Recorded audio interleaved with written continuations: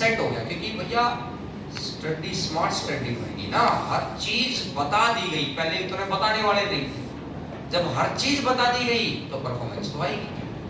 तो पहली बात ये है कि 100% सीखना है हर बच्चे को। चाहे किसी का ग्रेजुएशन 2 साल बाद पूरा हो तो वो 2 साल के बाद सीरियल देगा, चाहे किसी का ग्रेजुएशन 1 साल बाद पूरा हो।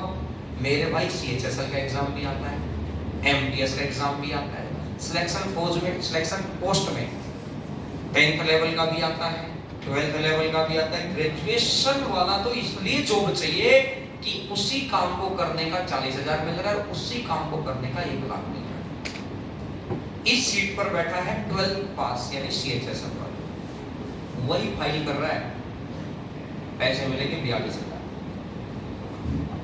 इस सीट पर बैठा है ग्रेजुएशन वाला, इसका नाम है क्लर्क।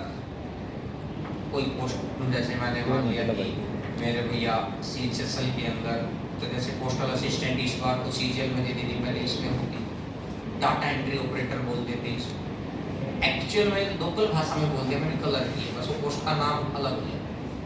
यहाँ पर जो बैठा है उसका नाम इंस्पेक्टर है और वही फाइल को करना, जैसे 10 फाइलें करनी है, 5 उसको दे दी, 5 इसको दे दी, दोनों सेम ही काम कर रहे हैं, वही एंट्री, वही कंप्यूटर, वही सॉफ्टवेयर, जिससे उसी ऑफिसर से पूछना है, सब कुछ वही इन्वायरमेंट है। लेकिन महीने के आखिरी के दिन इसके खाते में आ जाएंगे 93,000 उसी काम को करने के, और इसके खाते में आए 40। फिर इसको ऐसा लगता है कि इसने मेरे से अलग क्या किया, इसने मेरे से अलग ये किया कि ये CGL का पेपर क्रॉस कर दिया। समझ में आई? ये ग्रेजुएशन करके आ गया तो सरकार की नजर में ये ग्रेजुएट है, और आप 12th वाला पेपर पास करके आए तो सरकार की नजर में आप 12th पास है। भाई सर मेरे पास तो डिग्री है, क्या मायने रखते हैं, डिग्रियों के मायने ही होते हैं, तो फिर PhD वाले अपने को कहां टिकने देते भाई? बात समझ में आई? हर साल लाखों बच्चे PhD कर लेते हैं। इस पेपर का मायना है जो आप कर रहे हैं, तो 100% सीखना है, तो यहाँ पर सॉफ्ट कॉपी लेकर आनी, साथ साथ जैसे मैंने माना फिजिक्स का एक टॉपिक कंप्लीट हो गई थी लाइट, तो जाकर लाइट का प्रीवियस ईयर वहां से देख आराम से जाओ, कोई डाउट है, जब तक आगे मत बढ़िए जब तक पिछली चीजें कवर नहीं होगी, अगले दिन पूछिए टीचर से। अगर आपने यहाँ की टीम के कैलिबर का 70% भी यूज कर दिया ना, बेरोजगारी तो बहुत छोटी बात रह जाएगी, मतलब इतना डर खत्म हो जाएगा एग्जाम को लेकर कि मैं बेरोजगार तो नहीं रहे।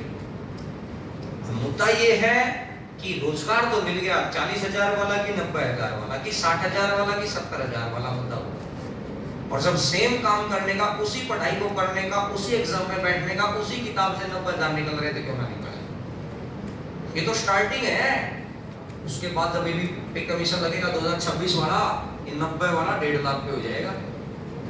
तो महीने का सरकारी नौकरी का 5 दिन, मंडे टू फ्राइडे, आप समझ में? सैटरडे संडे छुट्टी, होली दीपावली छुट्टी, मेरे भैया 150 तो छुट्टी हो जाती है सारे साल में, 162-63 दिन बचते हैं, 192 घंटे ही काम करना पड़ता है। जब आप मैक्सिमम वर्क है 192 घंटे, 24 दिन, 24 अट्ठा 192, लेकिन ऐसा कोई महीना ही नहीं है जिसमें 24 दिन आप ऑफिस में जाएं। 24 दिन तो तब होते हैं जब मेरे भैया आपको 22 दिन हो जाते हैं, सीधा सीधा मंडे फ्राइडे तो छुट्टी, सैटरडे संडे तो छुट्टी होगी, तो 30 में से 8 दिन तो छुट्टी के ही निकाल दो, तो बचे कितने दिन? 22। और 22 दिन में ऐसा कोई महीना ही नहीं होता जिसमें, अब सरकारी गवर्नमेंट एम्प्लॉय होने के बाद तो अपन चाहते रक्षाबंधन भी सैटरडे संडे नहीं आना चाहिए, 15 अगस्त भी सैटरडे संडे नहीं आनी चाहिए, 26 जनवरी भी सैटरडे संडे नहीं आनी चाहिए, और होली दीपावली तो बिल्कुल नहीं आनी चाहिए सैटरडे संडे। मेरी बात समझ में आई? और कभी कभार ऐसा होता है कि थर्सडे की आगे छुट्टी, फ्राइडे बच गया, और सैटरडे संडे ऑटोमेटिकली छुट्टी, तो लोग क्या करते हैं, फ्राइडे छुट्टी ले ली, क्योंकि पूरे साल में आप 22 या 23 छुट्टियां तो मन मर्जी की ले सकते हैं, कि आज नहीं आपको आज काम करने का मन नहीं, आज पैसा दे देना पड़ेगा, और ये सारा काम करने का इतना आसान सा ही, मुश्किल कुछ भी नहीं है। अगर मुश्किल होता तो यकीन मानो मैं 4 बार नहीं करके आता, आप सब मेरे से इंटेलिजेंट। अब आपको लगेगा नहीं सर हमें चढ़ा है, ऐसा नहीं, 10वीं क्लास में मेरा 70% नंबर था, 12वीं क्लास में मेरा 62% नंबर था। अब समझ लो 62% वाला कैसे सोच लेगा इंस्पेक्टर बनना है, बस सही हाथों में, सही कुमार के हाथों में पड़ जाओ वो मिट्टी, वो अपने आप एक रूप दे। आज समझ में आई। बस मेरी किस्मत इसलिए अच्छी रही कि अपन 12th तक रहे तो एक ऐसे ग्रुप में ही नहीं पढ़ पाई, ऐसा व्यवस्था ही नहीं समझ आई कि यार ये पढ़ाई में नंबर कैसे आते। उसके बाद अपने को ऐसे 3-4 लोग मिल गए कि जिन्होंने व्यवस्था बना डाली, अपने को कहानी समझ में आ गई कि भाई ये तो बहुत आसान रूट है, यहाँ तो ये तो बिल्कुल ही आसान है, यहाँ तो कतई आसान है। और कॉन्फिडेंस आ जाता है। मैं एग्जाम देने से पहले 2014 के एग्जाम देने से पहले मैं इस बात पे श्योर था कि इंस्पेक्टर तो बनेंगे पक्का, कौन से डिपार्टमेंट में बनेंगे ये नहीं पता है भाई, इतना नॉलेज तो होगा इस एग्जाम।